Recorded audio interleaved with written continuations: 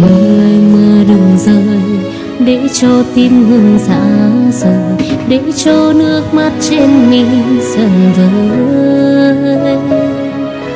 Đau em đau thật đầy, chẳng ai có thể lấp đầy.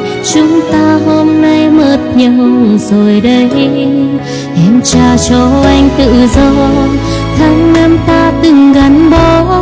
Trả cho anh những lý do để mai này không đắn đo.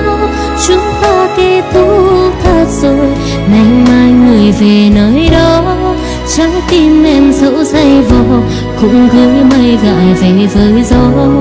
Quên đi câu chuyện đôi ta, quên đi bão tố mưa xa. Quên em quên đi tất cả tháng ngày qua ta từng vẽ lá.